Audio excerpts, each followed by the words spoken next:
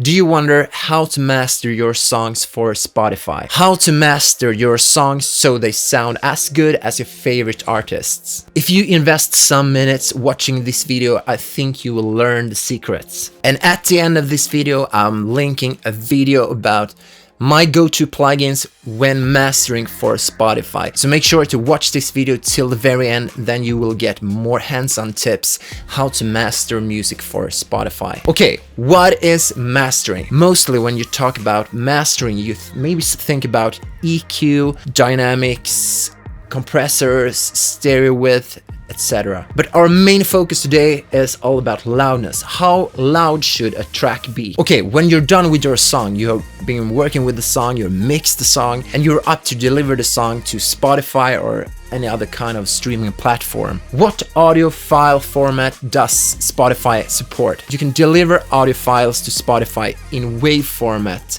You don't send a compressed MP3, promise me that. How does Spotify process your audio file? When Spotify receives your audio file, they apply this following process. And then they transcode the file format from WAV to VORBIS. That is the file format that Spotify uses. And then Spotify calculates the loudness for your song using something that is called replay gain. Okay, so if you're wondering if Spotify will play your track at its level that it's mastered, the short answer is no. And that is because Spotify applies loudness normalization to your track. Okay, so is there any tips for how to get good sounding masters on Spotify? Yes, it is. That's something that is called LUFS. Target the loudness level of your master at -14 dB integrated LUFS and keep it below -1 dB true peak max. This is the best settings for lossy formats as Spotify uses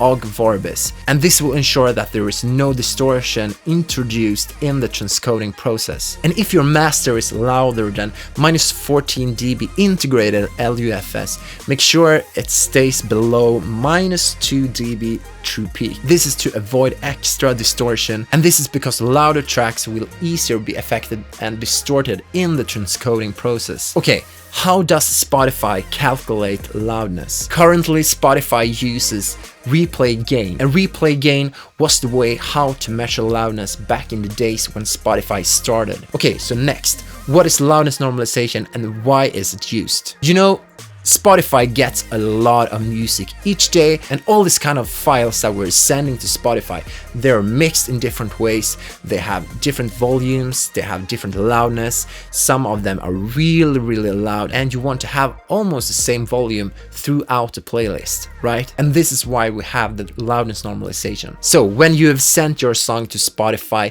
Spotify calculates the loudness for your track and save that information. So when your song will be played on playlists on your profile, that kind of information will be applied when playbacking for your listener. So the loudness normalization happens when someone plays your track on Spotify. There is two different outcomes when Spotify doing this loudness normalization thing. The first one is negative gain, and that is applied to really loud masters. And that is mainly if the song is really loud, Spotify will turn the volume down. Negative gain is applied to louder masters, so the loudness level is at -14 dB LUFS. This process only decreases the volume in comparison to the masters.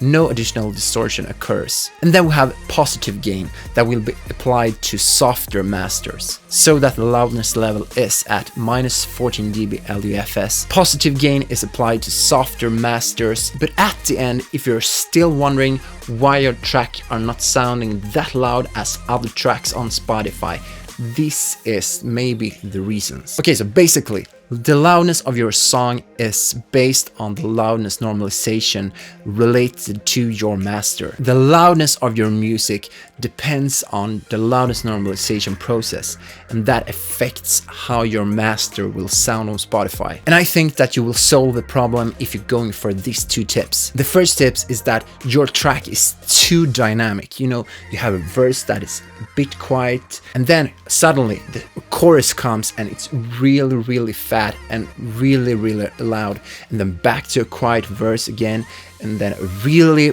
big chorus. So overall, from start to ending, you must be aware of having kind of good balance in between different parts. Otherwise, the loudness normalization for Spotify will calculate and find those really loud sections and base the normalization process based on these parts. Okay, and the second tip is frequency information. You know, if you have really heavy bass or really heavy low end drums that just pumping, when Spotify runs your song through the loudness normalization process, the way Spotify recognizes loud volume. So if you have a lot of low information, and that will affect the volume of the song. So be aware of finding a good balance in between low, mid and highs. When Spotify is sending your track through the loudness normalization process, that algorithm will in some cases find these low end information, and that can affect Spotify to think that your track is louder than it actually is based on the low end frequency information. If you click on the video that you see right now, you will learn more about mastering, measurement for loudness normalization, and how to use certain different plugins for doing this and mastering for Spotify. So that was everything for today. I really hope that you'll learn something new. See you in the next video. Bye.